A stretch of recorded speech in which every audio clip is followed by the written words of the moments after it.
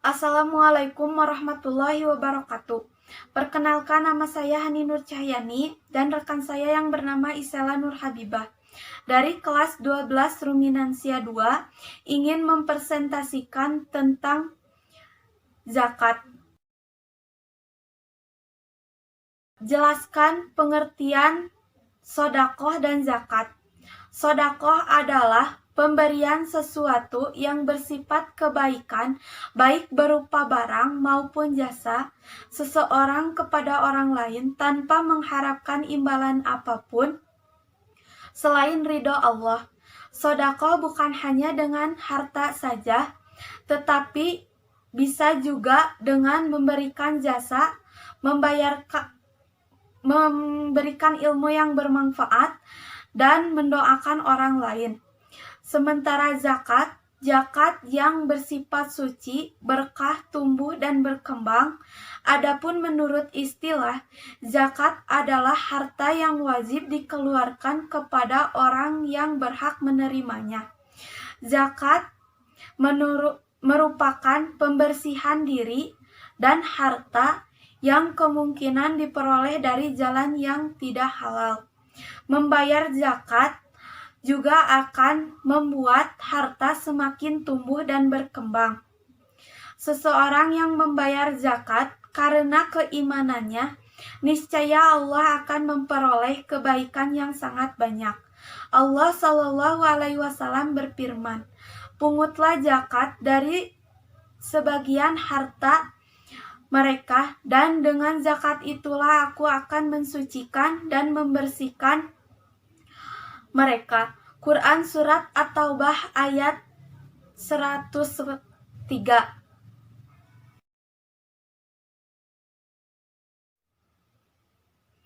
Jelaskan persamaan dan perbedaan dengan zakat dan sodakoh.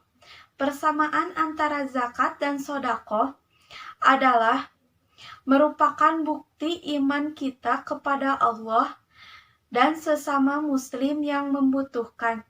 Sedangkan perbedaan antara zakat dan sodakoh hukumnya sunnah, yang berarti jika dikerjakan mendapatkan pahala dan jika tidak dikerjakan tidak berdosa. Sedangkan zakat hukumnya wajib. Zakat dibagi menjadi dua, yaitu zakat fitrah dan zakat mal. Zakat fitrah adalah zakat yang wajib dikeluarkan oleh setiap orang Islam, baik itu perempuan ataupun laki-laki, tua ataupun muda, kaya ataupun miskin, merdeka atau hamba sahaya. Sedangkan zakat mal adalah zakat yang wajib dikeluarkan dari sebagian harta yang diperoleh. Sementara sodakoh adalah istilah yang digunakan untuk sesuatu yang tidak wajib dikeluarkan, yang sifatnya sukarela. Itu yang dinamakan sodakoh. Zakat ditentukan nisabnya, sedangkan sodakoh tidak terbatas. Zakat ditentukan siapa yang berhak menerimanya, sedangkan sodakoh bisa dikasihkan kepada siapa saja. Assalamualaikum warahmatullahi wabarakatuh. Saya Isela Nur Habibah dari kelas 12 Ruminansia 2. Di sini saya akan meneruskan penjelasan dari soal berikutnya, yaitu menjelaskan syarat dan rukun zakat. Zakat merupakan ibadah sosial yang wajib dilaksanakan oleh seluruh umat Islam yang mampu untuk melaksanakannya. Zakat tertuang dalam pilar keempat rukun Islam. Zakat terbagi menjadi beberapa jenis, salah satunya ada zakat fitrah, zakat mal atau zakat harta, zakat profesi, dan masih ada banyak yang lainnya. Perintah zakat tertuang dalam Quran Surat Al-Baqarah ayat 43 yang artinya, dirikanlah sholat, tunaikanlah zakat, dan rukulah beserta orang-orang yang ruku. Berzakat tidak hanya untuk menolong orang lain saja, tetapi juga untuk menyucikan harta yang kita miliki. Oleh sebab itu, seorang muslim diwajibkan untuk memenuhi syarat dan rukun zakat agar amal ibadahnya diterima oleh Allah Subhanahu wa taala.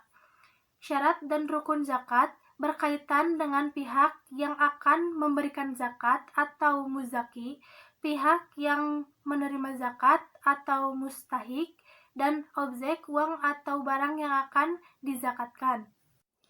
Syarat dan rukun zakat yang pertama yaitu muslim dan merdeka.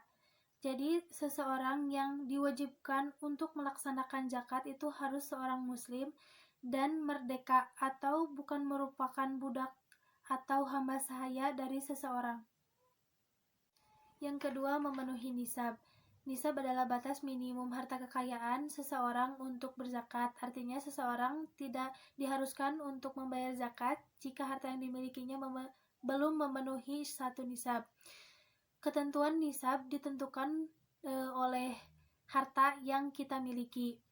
Misal, contoh nisab yang dikeluarkan, contohnya nisab kambing itu 40 ekor, nisab emas 85 gram, emas murni, nisab pertanian 5 waks atau setara 750 kg, dan masih ada yang lainnya, itu disesuaikan dengan jenis harta yang kita miliki. Yang ketiga, memenuhi haul. Selain nisab, zakat yang berlaku juga harus memenuhi haul atau kepemilikan selama 1 tahun. Jadi, harta yang akan dizakati itu harus kita miliki dulu selama 1 tahun. Jika harta tersebut belum kita miliki selama 1 tahun, maka kita tidak bisa melaksanakan zakat. Jadi, jika kita ingin melaksanakan zakat, maka harta tersebut harus kita miliki dulu selama 1 tahun. Baru kita bisa melaksanakan ibadah zakat. Yang keempat, kepemilikan penuh. Jadi, harta yang kita miliki itu harus milik kita semuanya. Tidak boleh ada hak orang lain di dalamnya. Atau harta yang kita miliki itu hasil pinjaman. Atau ada utang piutang orang lain atau kita berhutang kepada orang lain. Jadi, harta yang kita miliki itu harus benar-benar hasil jerih payah diri kita sendiri. Tidak boleh ada hak orang lain di dalamnya. Jadi, setelah harta yang kita miliki itu secara penuh milik kita sendiri, tidak ada hak orang lain, maka kita baru bisa melaksanakan ibadah zakat. Yang kelima, melebihi kebutuhan pokok. Seseorang tidak diwajibkan untuk membayar zakat jika dirinya masih kesulitan memenuhi kebutuhan pokok. Zakat baru wajib hukumnya jika harta yang dimilikinya sudah cukup atau lebih dari kebutuhan sehari-hari. Yang keenam, penyerahan kepemilikan. Syarat selanjutnya yang wajib yaitu penyerahan kepemilikan dari muzaki kepada mustahik. Penyerahan ini bisa dilakukan melalui badan amil orang atau lembaga yang bertugas memungut zakat. Rukun dan syarat zakat yang terakhir yaitu membaca niat. Seperti ibadah yang lainnya, melafalkan niat adalah rukun utama sahnya zakat. Bacaan zakat berbeda tergantung jenis zakat yang akan ditunaikan. Namun intinya tetap sama, yaitu untuk mengharapkan keridhaan Allah Subhanahu wa Ta'ala.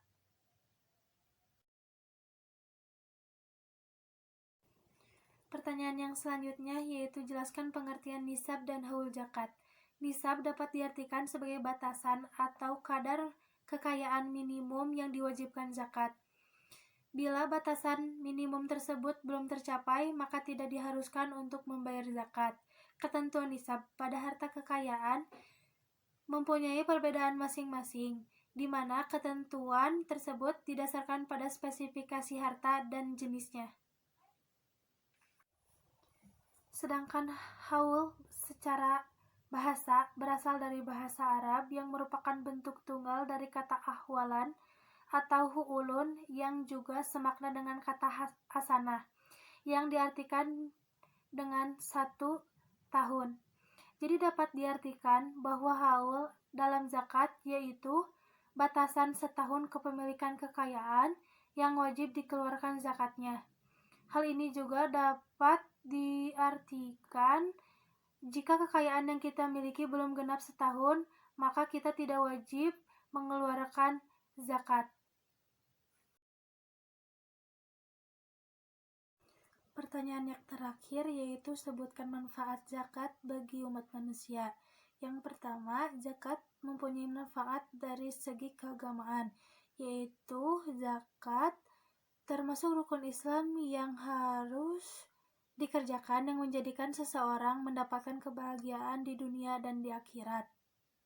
Yang kedua itu manfaat zakat dari segi akhlak. Zakat bisa meningkatkan rasa kasih sayang juga simpati pada diri muzaki terhadap para saudaranya yang sedang dilanda kekurangan.